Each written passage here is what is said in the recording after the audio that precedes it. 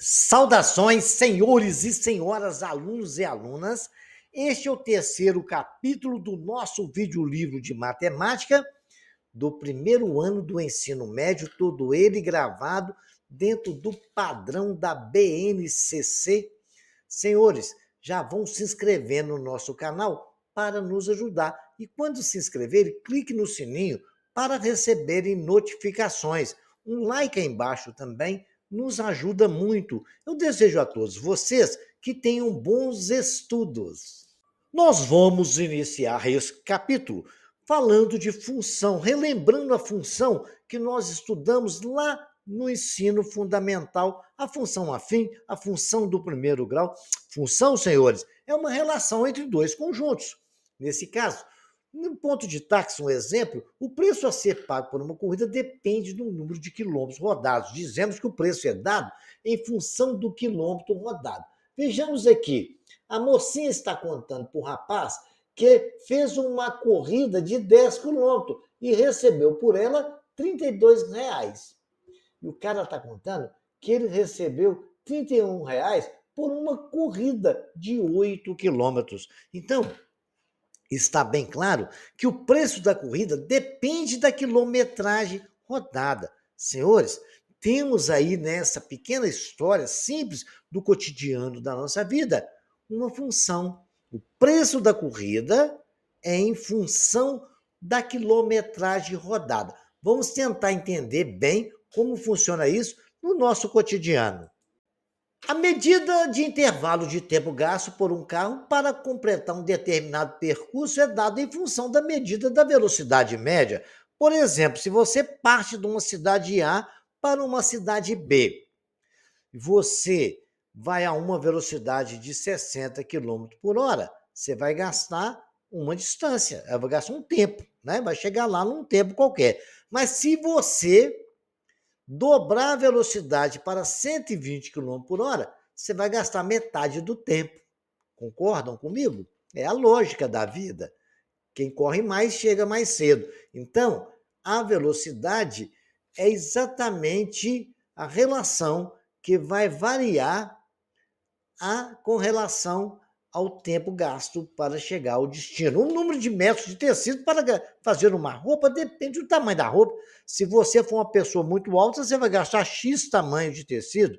Se você for uma pessoa menor, você vai gastar X menos alguma coisa de tecido. Então, a quantidade de tecido varia de acordo com o tamanho da pessoa para fazer uma roupa, a medida da área do piso de uma sala quadrada. Nós sabemos que a área de uma sala quadrada é lado vezes lado, então vai depender do tamanho do lado.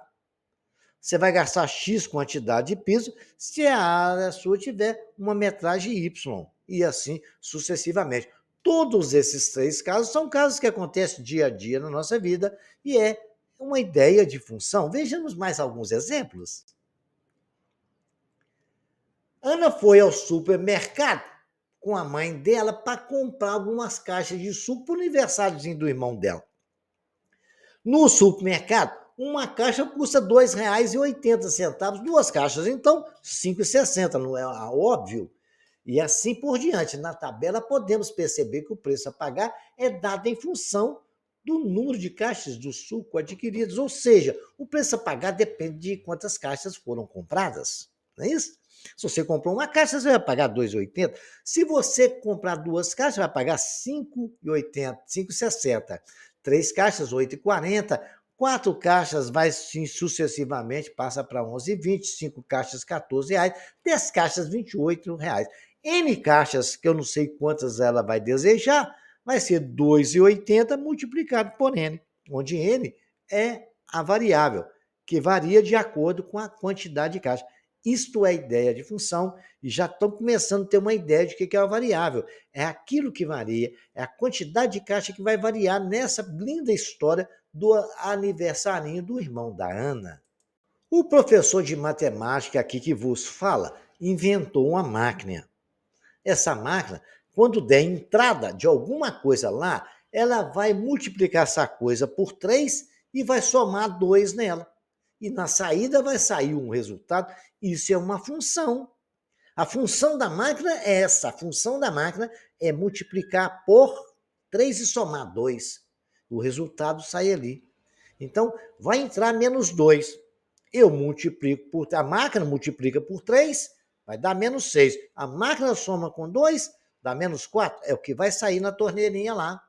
Se você pegar e colocar o menos 1 lá, a máquina vai multiplicar por 3, vai somar 2, porque menos 3 vezes 1 dá menos 3, somado com 2 ficou menos 1 saindo na torneira. E se for 0, você não colocou nada, ela só vai somar 2 e vai sair 2 lá. Se você somar, vai virar 4. Se você multiplicar por 3, vai dar 3 somado com 1, 2, vai virar 5. Se você pegar o 2, colocar lá e multiplicar por 3, vai dar 6. E se você somar com 2 também, vai virar 8. Se você pegar o 3, multiplicar por 3, dá 9. Somar com 2, vai sair na torneira 11. Olha só o que é uma função. Função é uma máquina de fazer mudar as coisas. É uma máquina matemática de fazer mudar as coisas. Pô, matemática é linda, vocês não acham? Toda função, ela tem uma regra e tem uma regularidade. E essa regularidade tem que ser seguida à risca. Vou dar um exemplo aqui do número de triângulos e o número de palitos em cada construção. Para construir um triângulo tem 3 lados, a gente usa 3 palitos, vai dar um triângulo equilátero, né? Aí eu faço, eu quero ter 2 triângulos. Aí eu preciso de pegar mais 3 palitos? Não, eu só coloquei mais 2. Passei a ter 2 triângulos com um aumento de 2 palitos. Eu vou fazer mais um triângulo. Aí eu coloquei mais 2 palitos, eu passei a ter 3 triângulos. Aí eu vou colocar mais 2 palitos aqui, vou ver o que dá. Eu coloquei mais 2 palitos, passei a ter 4 triângulos. Então, um palito, né, para fazer um triângulo, eu gastei 3 palitos. Para fazer 2 triângulos, eu gastei 5 palitos. Para fazer 3 palitos, eu gastei 3 triângulos, eu gastei 7 palitos. Para fazer 4 triângulos, eu vou ter que ter, então, 9. Vocês viram que aumentou de 3 para 5, aumentou 2, de 2 de 5 para 7 aumentou 2, de 7 para 9 aumentou 2. Então, um triângulo, eu vou multiplicar por 2 e somar 1. Olha lá, o que aconteceu no primeiro quadrinho? 1 vezes 2, 2 com mais 1, 3. Olha o segundo, para me ter 2 triângulos, eu vou multiplicar por 2 e somar 1. 2 vezes 2, 4, mais 1, 5. Olha, essa é a lei da função, senhores. 3 vezes 2, 6. 3 vezes 2, 6. Mais 1, 7. 4 vezes 2, 8, mais 1, 9.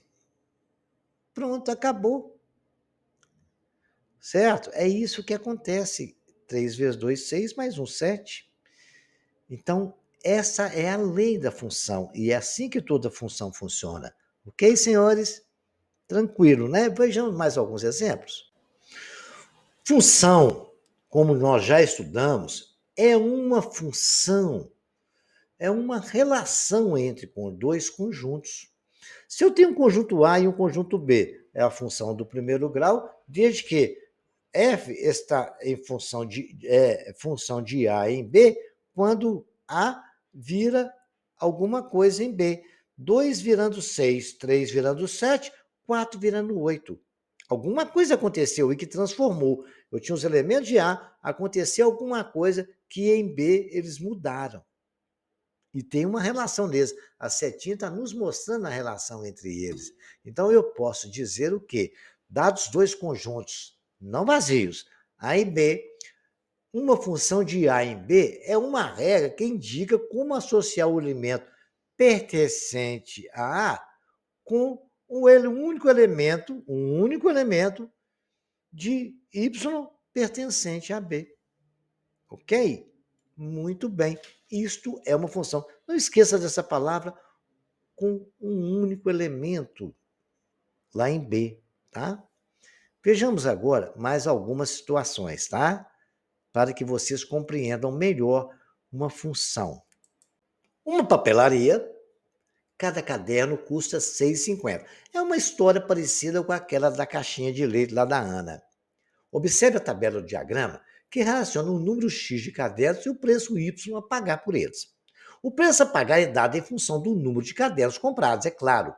Neste exemplo, o preço a pagar é variável, dependente do número de cadernos. E o número de cadernos é variável independente. Cada número de cadernos comprados corresponde a um único preço a pagar. Vejamos lá, é R$ 6,50, 2 é R$ 3. Não tem como dois cadernos custar 13 e custar 15 ao mesmo tempo, né? 2 é 13.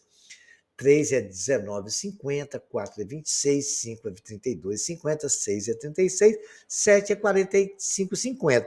Fiz um diagrama, tá aí um diagrama, 2, 3, 4, 5 cadernos, eu coloquei só 4, não preciso colocar mais, né?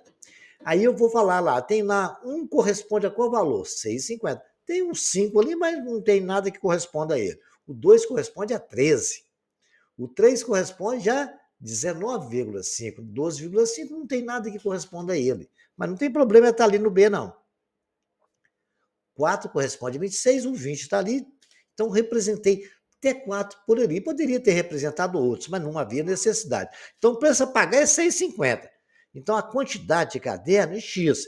Então, o preço a pagar vai ser 6,50 multiplicado por X. 6,50 vezes X. 6,50 vezes números comprados. A gente não sabe qual é que comprar, chamamos isso. E f de X, a gente chama de Y também. Vai ser o resultado que a gente encontra lá. Isso aí a gente vai ver como vai ser isso, o que é domínio, o que é imagem. A gente vai separar essas coisas agora no próximo slide. Vamos ver?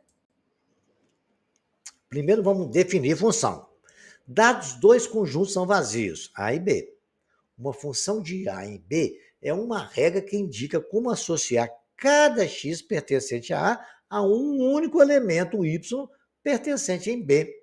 Então, lembremos que y é f de x. A gente lê y é igual a f de x. É o resultado que a lei da função nos deu, é o valor de y. X vai virar um valor em y. Então, x em função de y. Ou seja, A em função de B. Aí, dentro do diagrama, nós temos dois conjuntos, pode ser qualquer conjunto, desde que tenha um elemento que corresponda lá em B. Vejamos agora como é que a gente pode tratar do nosso domínio e outros detalhes dentro de uma função, ok? Nós vamos estudar agora o que é conta-domínio, domínio e um conjunto imagem, certo? Vejamos o que são essas três coisas. São muito importantes, mas são coisas simples. É uma questão de memorizar.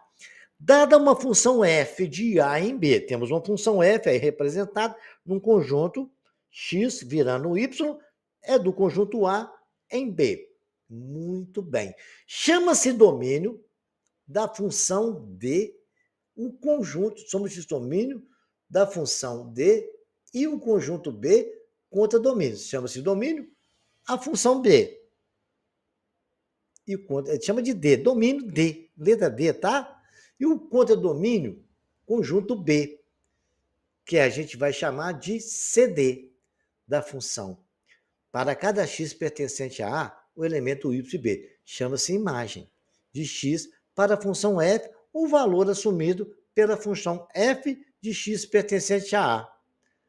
E representamos f de x igual a y igual a f de x, certo?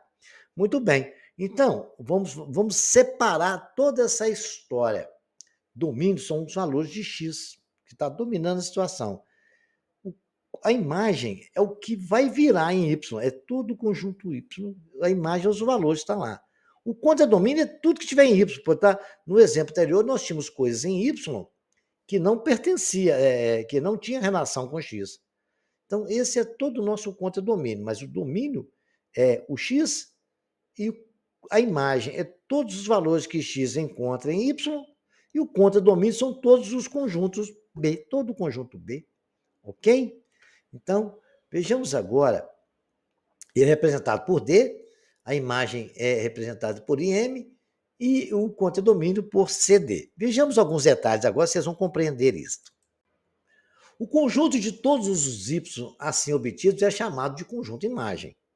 E a função f é indicado por imagem de f e m. Né? Então, dados os conjuntos, que aí eu coloquei no diagrama também, 0, 1, 2, 3, e o B, esse é o conjunto A, o B é 0, 1, 2, 3, 4, 5 e 6. Vamos considerar que existe uma função de A em B, que transforma x pertencente a A em 2x pertencente a B. Muito bem. Dizemos que FA em B é definido por f de x igual a 2x, então, porque ele está virando duas vezes x, ou por y igual a 2x. A indicação de x em função de 2x significa que x é transformado pela função f em duas vezes x. Então, tudo que tiver lá no x, o b vai ser duas vezes x. Então, observe que toda função de A em B, a imagem está contida em B. Vejamos lá, 2 vezes 0, 0, 2 vezes 1, 2, 2 vezes 2, 4, 2 vezes 3, 6. E temos ali 1, 3 e 5. Porque não aconteceu nada com ele, deixa ele ali. Não tem nada em A que representa ele em B. Mas a regra da função que aconteceu isso então chamamos de conjunto de domínio o 0, 1, 2, 3. A imagem vai ser 0, 2, 4 e 6. E o contradomínio é tudo que está em B, gente. 0, 2, 4, 6, 1, 3 e 5. Bacana? Aí eu acredito que vocês agora têm uma boa ideia do que é domínio, imagem e contradomínio. Veja que, para caracterizar uma função, é necessário conhecer seus três componentes. O domínio A contra o domínio B é uma regra que associa cada elemento de A em B um único elemento, y igual a f de x de B. Nesse caso, o exemplo, domínio é o A. Já falei isso, 0, 1, 2, 3. O contradomínio é 0, 1, 2, 3, 4, 5, 6. É todo o conjunto B. E a imagem? É os resultados que nós tivemos de A em B, que é 0, 2, 4 e 6. 1, 3 e 5 não faz parte da imagem, faz parte do contradomínio, porque o contradomínio é todo o conjunto B. Eu estou insistindo em repetir essa história porque ela é muito importante e vocês precisam saber disso com todos os detalhes, ok? Então, gravem isso. Domínio é todo o conjunto A. Contradomínio é todo o conjunto B. Imagem é o resultado que nós achamos de A em função de B, que no caso nosso é o 0, 2, 4 e 6 separadinho aí dentro dessa faixa azul, ok? Vamos considerar a função f de n em n, definida por f de x igual a x mais 1. Nesse caso, a função transforma todo número natural x em outro número natural y, que é o sucessor de x, né? Quando estudamos sucessor e antecessor, o sucessor é só pegar o elemento, né, do conjunto natural e somar mais 1. É indicado por x mais 1. É o sucessor. A imagem de x igual a 0, f de x é 0 mais 1, 1. A imagem de x igual a 1 é 2, porque 1 mais 1 é 2. A imagem de x igual a 2 vai ser 3, e assim sucessivamente, né? Por diante. Portanto, o domínio de n do conjunto dos naturais. O domínio vai ser igual a n, todos os conjuntos naturais. E a regra é y igual a x mais 1. E o conjunto imagem é n asterisco igual a n menos 0. Quando você tiver n asterisco com n menos 0, então isso é o conjunto imagem, é n asterisco, porque toda hora que você pegar o 0, nunca vai dar 0, né? Porque sempre vai somar mais 1. Nos naturais. Pode ser que nos inteiros aconteça uma história diferente, mas estamos falando de número natural, tá? O natural começa com 0 e 1. Toda vez que você colocar 0 na função, vai começar com 1. Então, 0 nunca vai pertencer à imagem deste conjunto. São ideias matemáticas que tem que prestar atenção nisso. Por isso, nós estudamos o conjunto de números inteiros, naturais e racionais, no primeiro capítulo, tá? Porque eles são importantes. A gente tem que saber como tratar de acordo com os números que a gente estiver lidando, ok?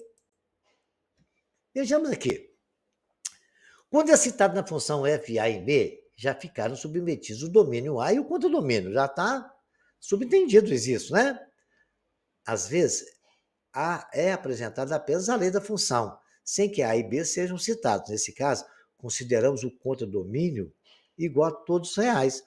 Todo conjunto real passa a ser o contradomínio, que é tudo ele que vai estar envolvido no B, que é o resultado da função. E o domínio A como o maior, subconjunto R, podemos dizer que A está contido em R, tal que a lei dada defina uma função f de A em R. Se está definido em R, porque pertence a todos os conjuntos dos reais. E nós já estudamos, né? Dentro dos conjuntos reais existem até os irracionais. Ok? Bacana? Então, lembra lá, veja a aula do primeiro capítulo, vocês vão ver toda essa ideia de conjunto que eu acabei de falar aí, que os naturais estão contidos nos inteiros, os inteiros estão contidos em Z, e aí sucessivamente, ok? O domínio das seguintes funções nos reais, né? Eu tenho f de x é igual a 1 sobre x. Uma coisa eu já sei. Quando se tem fração, nunca pode ser zero. Então, pode ser qualquer número real ali. Né? Pode ser negativo, pode ser raiz, irracional, pode ser qualquer um. Só não pode ser o zero. Então, só é possível em R se x for diferente de zero. Não existe divisão por zero, né? Então, o domínio de f de x é todos os conjuntos reais menos o zero, ou seja, R asterisco. Ali, raiz de 3 menos x, raiz quadrada de 3 menos x. Como é que eu posso classificar isso? Gente, nós estudamos que no não se tem, dentro dos reais, raiz quadrada no negativo. Então, 3 menos x pode ser igual a zero, mas não pode ser menor que zero, vai ter que ser maior ou igual a zero. Então, menos 3, raiz disso só pode ser possível com E quando menos 3 menos x for maior ou igual a zero. Em R não há raiz quadrada de número negativo. Então, o domínio dessa função é, eu tiro a razão da equação, né? Eu vou resolver essa função, essa equaçãozinha, inequação, né? 3 menos x maior ou igual a zero. Menos x maior ou igual a zero, menos 3, menos x maior ou igual a menos 3. Aí, para não ficar negativo, eu tenho que multiplicar por menos 1. E lembrando que quando você multiplica por menos 1, você inverte o sinal. De maior passa a ser menor. Então, x menor ou igual a 3. O domínio dessa função é x pertencente a E, tal que x seja menor ou igual a 3. Bacaninha? Então, prestem bem atenção. Esses aí são os detalhes que mais aparecem dentro de domínio contra domínio, tá? Nós vamos falar agora do domínio dessa função aí agora. Essa função é raiz de 7 menos x sobre raiz de x menos 2. Aí a gente tem que pensar nessas restrições que a gente tem. E quais são? Primeiro, dentro de raiz quadrada, que é o caso nosso, quando não tem nada ali, raiz quadrada, é 2, né? No índice do radical. Aí o que acontece? Tem que ser maior que zero. O numerador ele pode ser igual a zero, mas o denominador não pode. Então, o denominador tem duas, não pode ser zero. Então, só pode ser, tem que ser maior que zero. Ele não pode ser menor. Ele não pode ser igual, só pode ser maior que zero. O numerador ele tem que ser maior que zero, mas pode ser igual a zero também. Então, nós temos que tomar cuidado com esses detalhes. Que está no numerador uma coisa, está no denominador é outra. Então, nós vamos tirar a raiz, tanto de cima quanto de baixo. 7 menos x maior ou igual a zero, porque ele pode ser igual a zero.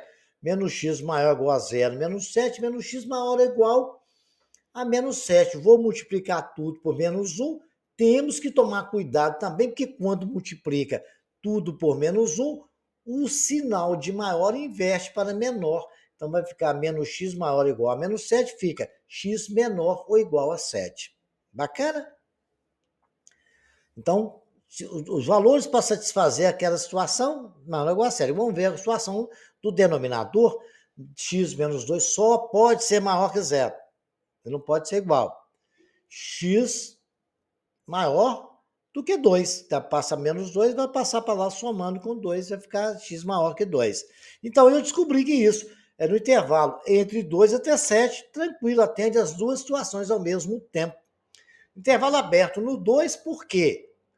O 2 não pode entrar. E o 7 pode ser fechado porque o 7 pode entrar. Então, o domínio dessa função é x pertencente ao conjunto dos reais, tal que x seja maior que 2, ou seja, 2 menor que x e x menor ou igual a 7. Ok? esclarecido esses detalhes, então agora vocês têm como calcular sempre o domínio de qualquer função, tomando cuidado com esse detalhe. Ah, pode ser zero? Pode não ser, tem que ser maior do que zero. Pode ser negativo? Fosse raiz cúbica, poderia, mas não é quadrada, tá? Muito bem. A gente tem que compreender que agora é a seguinte situação. Vamos falar agora de coordenadas cartesianas. A notação de um ponto A e B qualquer. Nós estudamos par ordenado lá no ensino fundamental, mas vou lembrar. Aquele ponto A e B qualquer, a notação A e B indica que é um par ordenado de números reais, onde pode ser A ou B. A vai ser representar o eixo do X, B sempre o eixo dos Y, tá? No qual o número A é a primeira coordenada e o número B é a segunda coordenada. Observe que é apenas pares ordenados 3 e 4, e 4 e 3, eles são diferentes. Eles nunca vão ser iguais, não são os mesmos. Um x vale 3, no outro x vale 4. No primeiro o y vale 4 e o y no segundo vale 3. Correto? Ele acabou de falar, a primeira ordenada é diferente da primeira ordenada do segundo ponto. O sistema ortogonal. O sistema ortogonal é um sistema de eixos ortogonais e é constituído por eixos perpendiculares. Fazem entre si um ângulo de 90 graus, onde passa de origem a x para a direita, da origem a x para a esquerda, e da origem para y subindo e da origem para y descendo, que tem a mesma origem O. O sistema de eixo ordenado é denominado plano cartesiano em homenagem a um famoso filósofo francês, matemático, fantástico matemático, os melhores matemáticos do mundo já teve. Os eixos ortogonais se dividem em um plano cartesiano em 4 regiões que é chamada de quadrantes, na ordem indicada a seguir, que eu vou mostrar para os senhores. Eixo de coordenadas cartesianas. Está apresentado para os senhores 2 eixos perpendiculares que vão até o infinito, tanto pela direita quanto pela esquerda, tanto para cima como para baixo. É o eixo vertical, fazendo um ângulo de 90 graus, onde nós temos ali os quadrantes, né? O primeiro, o segundo, o terceiro quadrante, onde nós temos ali, marquei um ponto A e o B ali, ó, o X vale A, subi até o Y que vale B, e marquei o pontinho AB. É assim que a gente marca um ponto. Estou só relembrando um assunto que vocês estudaram lá no fundamental. O primeiro quadrante, nós temos que x e y é positivo, no segundo y é positivo, x é negativo, porque x está à esquerda. Temos o terceiro quadrante positivo, negativo, tanto o x como o y. No quarto quadrante, y é negativo, porque está abaixo do eixo. E x é positivo, porque está à direita do eixo. Bacana? Compreendido isso, relembrado isso, é claro, o nosso René Descartes está aí, cara, gente boa, matemático de primeira qualidade, hein? Vejamos agora mais alguns detalhes que a gente possa concluir com relação ao nosso plano cartesiano. Usamos esse sistema de eixos ortogonais para localizar pontos de um plano, como vocês viram o ponto A e B que eu marquei, dado no ponto P desse plano, dizemos que os números A e B são as coordenadas cartesianas do ponto P e que A é a abscissa e B é a ordenada. Veja que cada par ordenado de números reais corresponde a um ponto do plano cartesiano e é reciprocamente. A cada ponto do plano corresponde a um par ordenado de números reais. Essa correspondência bionífica entre pares de números reais e os pontos de um plano permite escrever conceitos e propriedades geométricas em uma linguagem algébrica e, de modo recíproco, interpretar geometricamente relações entre números reais. Vejamos como isso acontece dentro do plano cartesiano.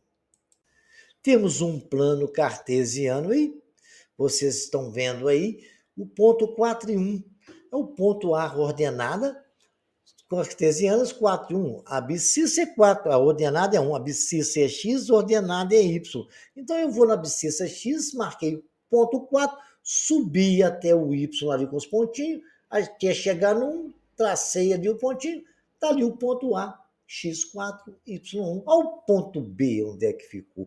O ponto B, o x agora é 1, vou subir no y até 4, Chegar lá, vou levar até lá no 4 no Y, está ali o ponto P.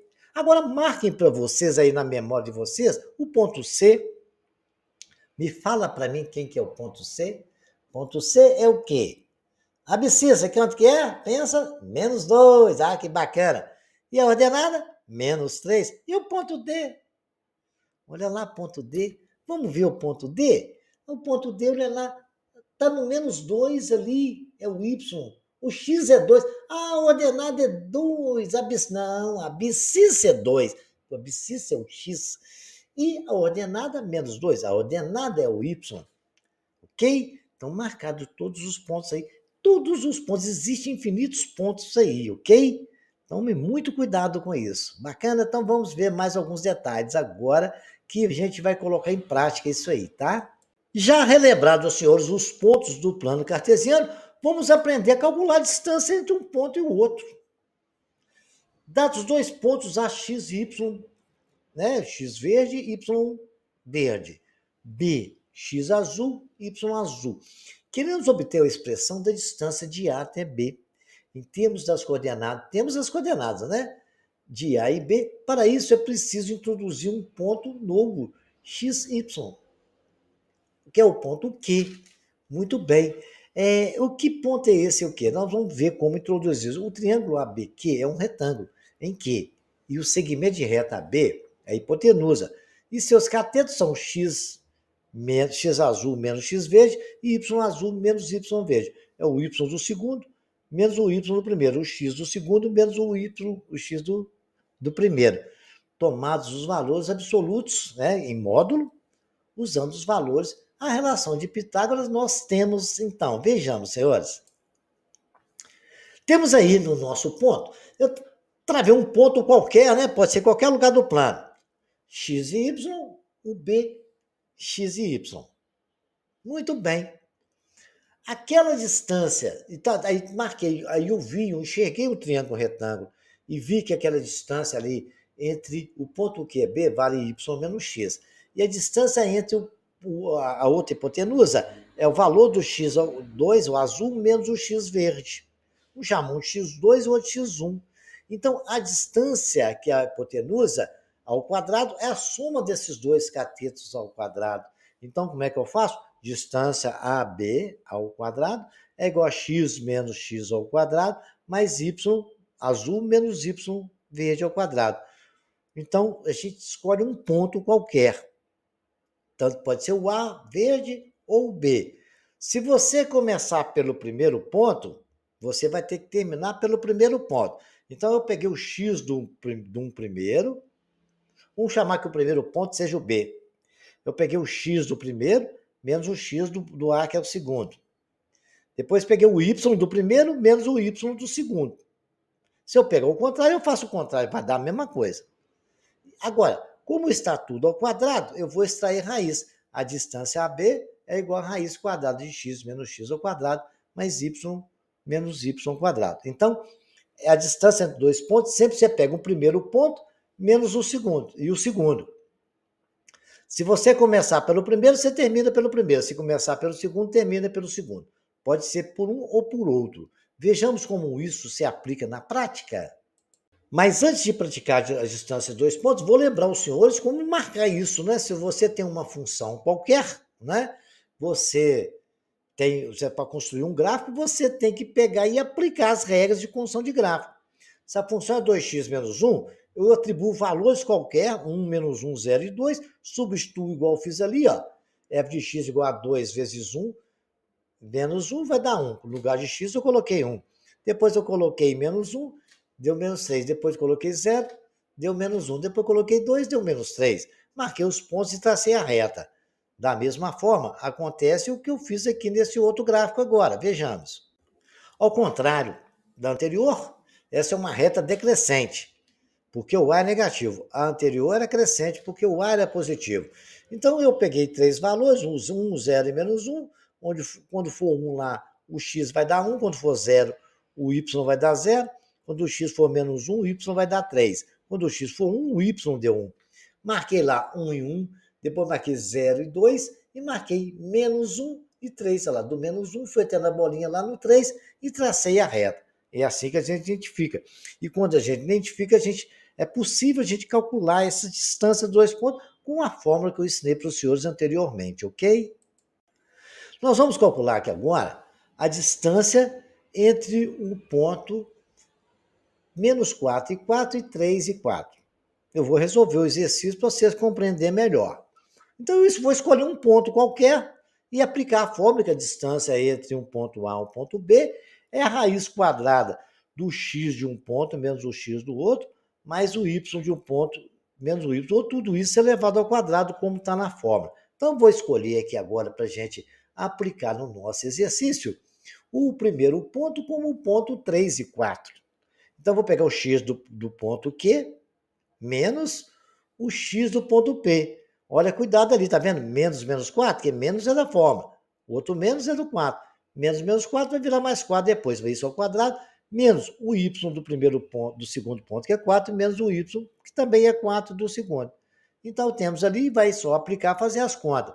Vai ficar 3, menos vezes menos dá mais 4 ao quadrado, mais 4 menos 4 ao quadrado, que 3 mais 4 é 7 ao quadrado, mais 0 ao quadrado. 7 ao quadrado é a raiz de 7 mesmo, que o outro deu 0. Cortando a raiz, a distância de P até aqui vale 7. E esse procedimento vale para toda a distância entre dois pontos, ok? Vejamos qual que é um outro exemplo interessante. Agora para vocês, vou deixar vocês fazerem primeiro, tá? Vocês vão aplicar para mim a mesma regra, tá aí, que eu ensinei para vocês. Escolhe um ponto qualquer, começa do primeiro e termina no segundo, tá? Saiu 3, você vai pegar, tem um ponto D, 2 e 1, C, 5 e 3, qual que é a distância? Escolha um qualquer, pode ser tanto D como C. A distância de C até D é a mesma coisa de D até C, tá? Não tem problema nenhum. Agora, o triângulo ABC possui as coordenadas 2 e 2, menos 4 e 6, 4 e menos 12. Qual é o perímetro desse triângulo? Então, um triângulo qualquer, vocês imaginam, as coordenadas dele é essa. Se você quiser fazer o gráfico, não tem problema, mas não precisa. Para você saber o perímetro de um triângulo, é só a soma dos três lados. Um lado é AB, o outro lado é AC. E o terceiro lado é BC. Faz a distância de A até B, de B até C, e depois de B até C, somando as três distâncias, o senhor vai ter o valor desse perímetro. Bacana? É bom para treinar esse exercício mesmo. Temos que treinar isso, hein? Esse aí é um exercício interessante que geralmente o pessoal, quando quer cobrar um vestibular, numa prova de concurso, no Enem cai muita coisa assim, um móvel percorre a distância de A até B, de B até C. Qual que é a distância que ele percorreu? Olha, ele andou de A até B, depois de B até C, eu tenho que saber a distância que ele andou de A até B, depois de B até C. Pois eu sei a coordenada de A, é parte da origem, 0, 0. Até B, B, 3 e 2. E C? C é o quê? É 5 e menos 8? Não, é menos 1 e 7. Menos 1 é o quê? O Y. O 7 é X. Falei ao contrário para jogar vocês na fogueira. Mas tome cuidado com isso, tá? No par ordenado, o valor que está no eixo X é o primeiro, é o A. O que está no Y é o B, tá? Assim, todo mundo sabe que isso aí é um eixo ordenado, que é para um é X e o outro é Y. Tome cuidado com isso aí, tá? Esse exercício eu vou ler para os senhores, vou explicar bem explicado e vou dar um tempinho para vocês resolverem. Vou esperar vocês resolverem. Vou parar a minha gravação aqui e vou esperar aí um pouquinho vocês tentarem resolver. Depois que vocês tentarem, eu vou explicar para os senhores, vou resolver para os senhores, tá? Em uma corrida de aventura através de uma floresta, é necessário encontrar a localização de alguns pontos específicos por onde a equipe deve passar e registrar o seu tempo. Na próxima etapa, as equipes devem passar pelo ponto P, que é 5, e C, não sei qual que é. Além do mapa, as equipes recebem a informação. O ponto P é equidistante da largada, 3 e 6, é o ponto da largada. E a chegada é 9 e 4. O ponto P é equidistante, tem a mesma distância do ponto P até a largada, do ponto P até a chegada. Com base nessas informações, calcule a coordenada do C do ponto P. Como é que faz isso? Então eu vou esperar os senhores fazerem, pensa um tiquinho, equidistante é a mesma distância, tá? As distâncias são iguais. Pense que eu vou resolver para os senhores, tá? Passado o tempo de resolver isso, a gente agora já tem condição de resolver essa parada para os senhores. Temos que entender o seguinte, que o problema falou que a distância do ponto L até P é a mesma distância do ponto P até C. O ponto P é 5,6, o ponto L é 3,6, o ponto C é 9,4. Você falou que é distância, eu já posso escrever isso dessa forma. A distância de L até P. Então, vou pegar a distância de P e L. Vou começar pelo L. Então, vai ficar 3 menos o x de P, menos 5 ao quadrado, mais 6 menos o y, que 6 é o y do ponto que eu comecei, menos o c do P, c ao quadrado. Isso vai ser igual à distância de P até C. Então, vou começar do P até C agora. Vai ser o quê? 5, vou começar pelo P agora, porque pode ser tanto um como o outro, viu, gente? 5 menos 9 ao quadrado, mais C, que é o ponto do primeiro, menos o 4, é o y do primeiro, menos o y do segundo, c menos 4 ao quadrado. Agora, senhores, é só fazer conta. Como eu tenho raiz na direita, raiz na esquerda, se eu levar todo mundo, eu elimino a raiz. Levei tudo ao quadrado. Isso não altera uma equação, né? Elevando ao quadrado, eu tenho 3 menos 5 ao quadrado, mais 6 menos c ao quadrado, igual a 5 menos 9 ao quadrado, mais c menos 4 ao quadrado. Isso são iguais essa situação. Então, vamos resolver a questão. 3 menos 5 é menos 2 ao quadrado, mais 6 menos c ao quadrado, igual 5 menos 9 ao quadrado é menos 4 ao quadrado, mais 4 menos c ao quadrado. Vou fazer bem detalhado isso aí. Então, vai lá, nós temos menos 2 ao quadrado é 4, mais 6 menos c ao quadrado é igual a menos 4 ao quadrado, que é 16, mais 4 menos c ao quadrado. Desenvolvendo esse produto notável, vai ser 4 mais o produto do primeiro, 36, menos 2 vezes o primeiro pelo segundo, menos 12c, mais o quadrado do segundo, c ao quadrado, igual a 16, que é 4 ao quadrado, certo? Que está lá, é o que nós calculamos, mais o produto notável, o quadrado do primeiro, c ao quadrado, menos 2 vezes o primeiro pelo segundo dá menos 8c, mais o quadrado do segundo. Quanto que vale o segundo? Vai ser 16, porque 4 ao quadrado é 16. Agora eu vou somar os termos comuns, né? Tem 4 mais 36 dá 40, menos 12c mais c ao quadrado é igual a 32, que é 16 mais 16, mais c ao quadrado e menos 8c. Vou passar o c para somar com c e número com número. Então, eu tenho menos 12c mais c ao quadrado. Está menos 8c na direita, vai para lá mais 8c. Está mais c ao quadrado, vai para lá menos c ao quadrado igual a 32. Está mais 40 na esquerda, vai para menos 40 para lá. Agora é só fazer conta, né? C ao quadrado com c ao quadrado, cortou, menos 12c mais 8c dá menos 4c, igual a menos 8, que é 32 menos 40 é menos 8.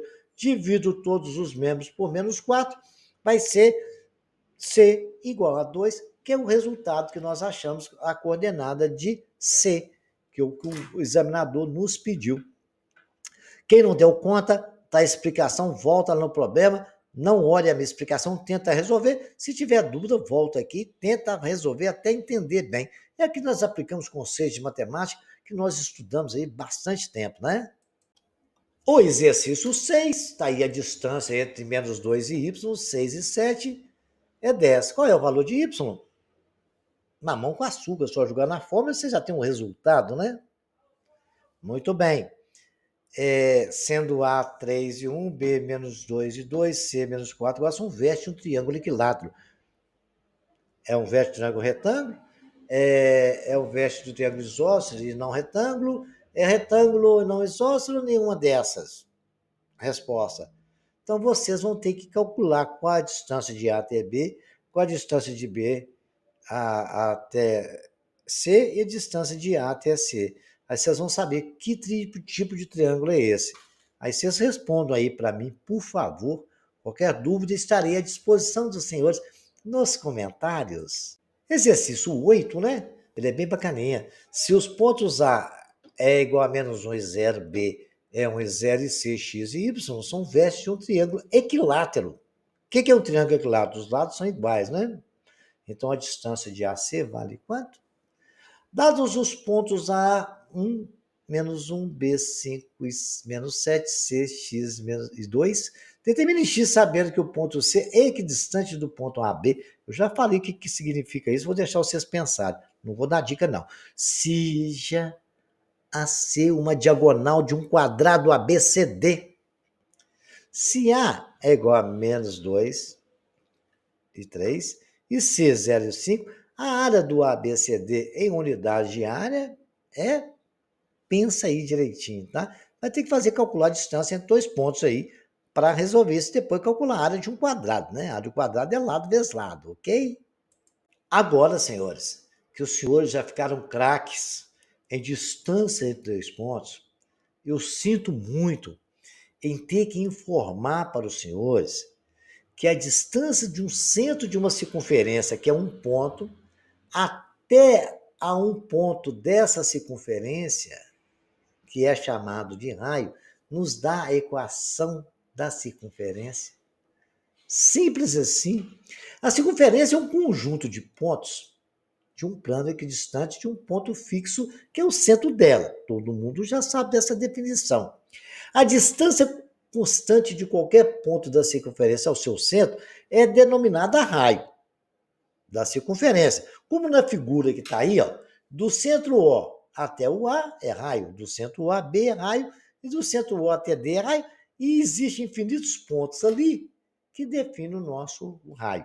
Eles são iguais, têm o mesmo valor, a mesma medida. Assim, se o centro de uma circunferência C é o ponto, né, A e B, a coordenada abscissa é A e a coordenada B, e o raio é chamado de R, né, sempre positivo, é claro, então o ponto PXY pertence à circunferência. Se e somente se a distância de OP for raio. Só vai pertencer se a distância do ponto ao centro for igual ao raio. Então, a fórmula é a distância entre dois pontos. A distância OP não é raiz quadrada de x menos a ao quadrado mais y menos b ao quadrado, que é a equação da distância do centro até B, considerando que as coordenadas do centro é A, que é a abscissa, e B, que é a ordenada, certo? Nós podemos dizer que OP ao quadrado é x menos a ao quadrado mais y menos b ao quadrado. É extraindo a raiz dos dois lados ali, aumentando, levando tudo ao quadrado, né? Inclusive era a fórmula original que a gente teve no Pitágoras. Agora, como OP ao quadrado, OP ao quadrado é o nosso raio, certo? A distância OP não é o nosso raio, então é ela ao quadrado. OP ao quadrado, então vai ficar raio ao quadrado. OP é o raio. O raio não é ele ao quadrado, não. O raio é o raio, que é a distância OP. Mas como na distância entre dois pontos, de O até no ponto P, ele é o raio ao quadrado. É x menos a ao quadrado, mais y menos b ao quadrado. Isto eu acabei de apresentar para os senhores a equação da circunferência. É x do ponto menos o a do centro, que é o x do centro ao quadrado, mais y do ponto menos o y do centro ao quadrado, igual ao raio ao quadrado. É a nossa equação da circunferência.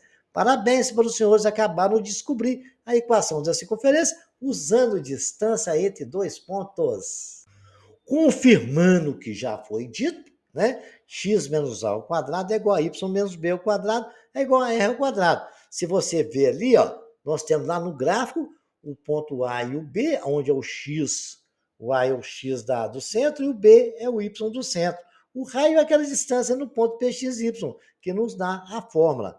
Então, nós só não podemos nunca esquecer. Equação da circunferência é o x do centro, é o x do ponto, menos o x do centro, ao quadrado.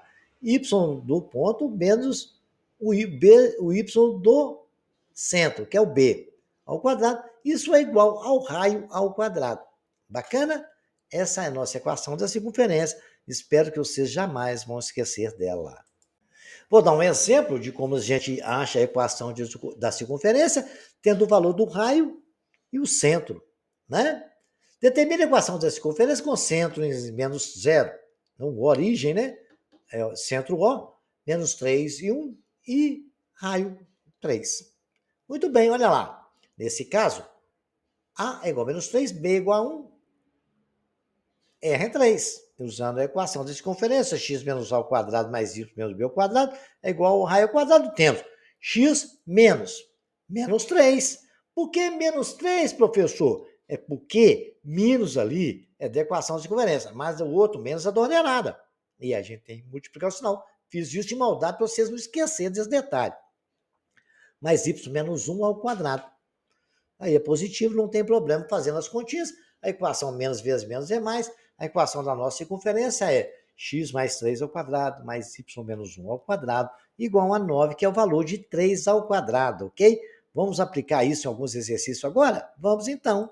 Vou deixar aqui para os senhores resolverem esses exercícios. Qualquer dúvida, estarei à disposição no comentário. Mas a gente vai ter mais exercícios aí. Determina a equação de circunferência que possui centro C3 e 6 em raio igual a 4.